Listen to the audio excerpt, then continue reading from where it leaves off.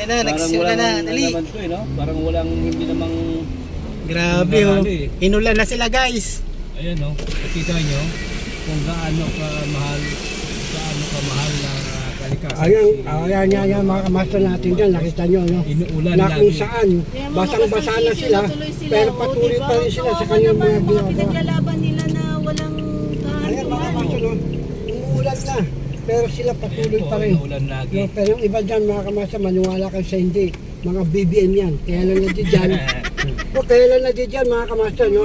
Alam naman natin, no? Real talk lang tayo. Siyempre, pera-pera tayo, makabayaran ng iba dyan. No? Doon tayo sa totoo lang. Ayan, tingnan nyo mga kapagano. Bayaran ba, Master Jam? Bayaran ba? Yan. Sa palagay nyo ba? Sa palagay nyo ba magpakahirap ang mga yan? Dahil lang sa pinaglalaban nila? Hindi. Kundi ang pinaglalaban nila is pera-pera lang. Tingnan nyo. Ayan. Inuulan kayo. Paulan. Ayan. Ayan. Dahil masasabi natin, no, kalikasan na ang na hindi pa rin natutulog na kung saan kinakalaban pa rin sila. No? Napapabor pa rin sa ating Pangulong Bongbong Marcos. Ayan.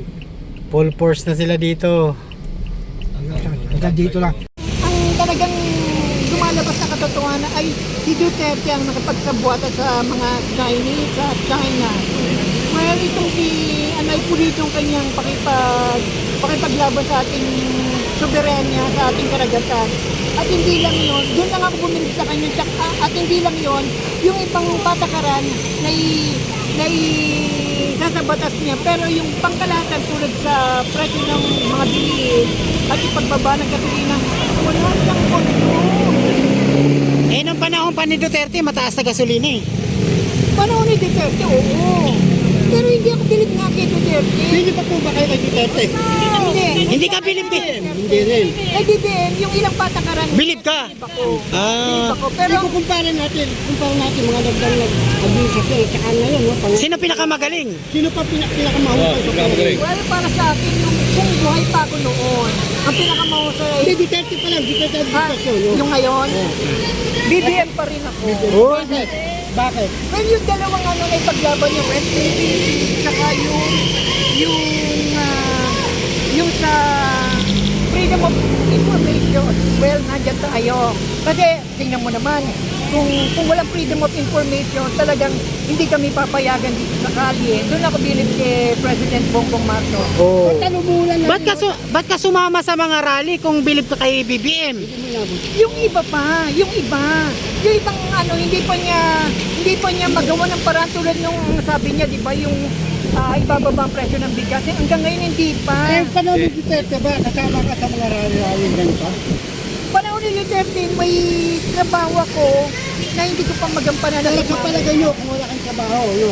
Andito rin kayo. Ito yun. Nung panahon ni Duterte ko sa palagay na wala akong trabaho, ay talagang laman ako ng kalye para maibulalas ko ang aking malayang pamamahayag. Bigyan po natin ng grado, no? BBM at Duterte, sino po ang magandang grado sa kanila ito?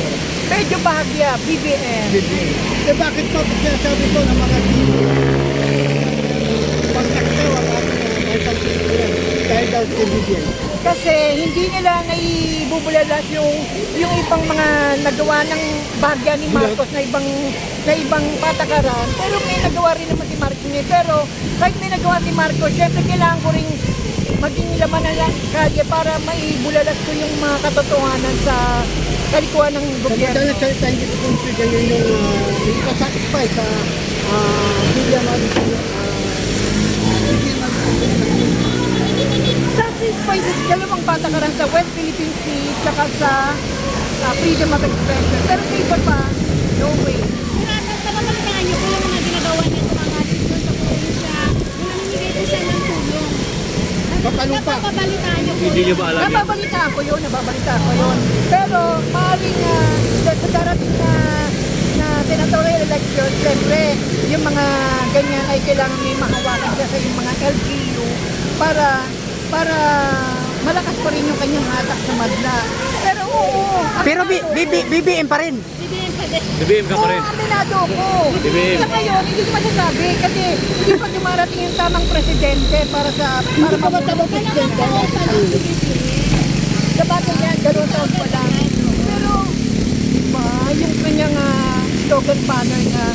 Mababago ang presyo ng bigas. Okay. Alam mo, Tete, may interview kami doon sa... Yes, may interview kami sa Pangasinan.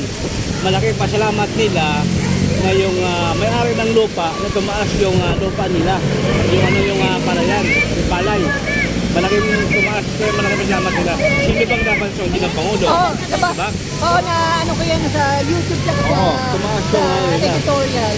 Pero sa ngayon, talagang pinaglalaban namin ay yung iba pa, yung tungkol sa basic goods na hindi pa na magawa ng paraan. Saka yung mga smuggling. Pero ano ba tayo pinaglaban mo itong araw na ito? Ba't hindi dito ka ako na ng Pangulo? Ang pinaglalaban ko, oo, siyempre, bilib ako sa kanyang patakaran sa West Philippine Sea at sa freedom of expression. Pero, kailangan ko rin maging laman ng kalye dahil kailangan maging perfecto yung ating pamamalakad para naman makaungos na tayo. O hindi lang makaungos, kahit makasabay man lamang tayo. Ayun na nga ang ginagawa ng ating Pangulong Bongbong Marcos, yung pag-iikot niya at pagmimigay sa mga magsasaka natin ng mga land title. Oh, di ba? Pero nandyan pa rin ang smuggling. Huwag yun natin mga smuggling. Yung kalagayan natin kasi hindi naman lahat yan. Buong bansa, Dave.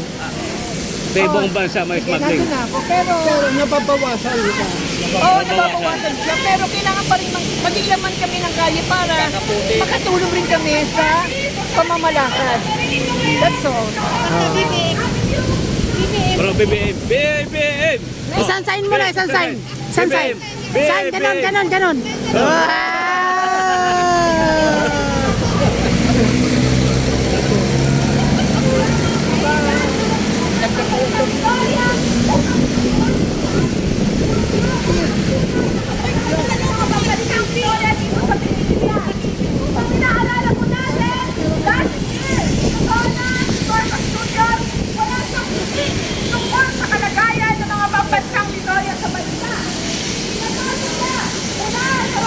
Pilipino, ang kanyang ginagawa ng pag-aaresto, pagbabomba, pandurungon, pandaralesak at terrorist na sinensor sa ating mga babansa.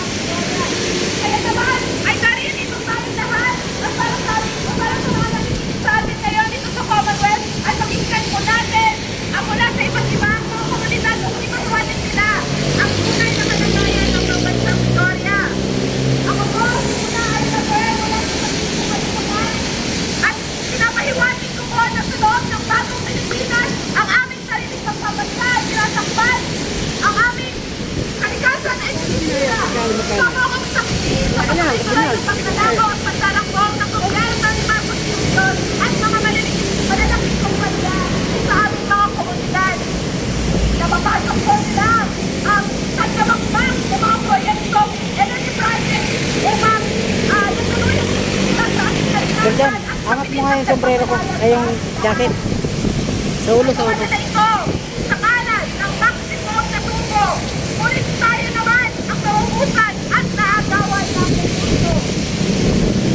Noong nakanang sinasabi ng gobyerno ang National Commission on Indigenous Peoples ng ipagtutulong ito pagbabago sa ating pagbansang Victoria. Ang malakas at mayroon ang karapatan Udyat ito para magsitigil na sila. Oh, Sir Nagato, shoutout sa'yo, Sir Nagato.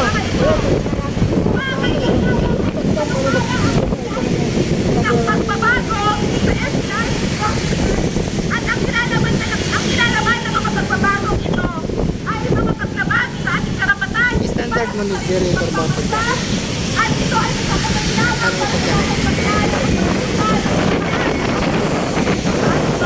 Kalimutan ko na. Pag-video, palay. Yan, may jacket ka na, Sir Nagato. Shoutout. Kalimutan ko na mag-live. Ano?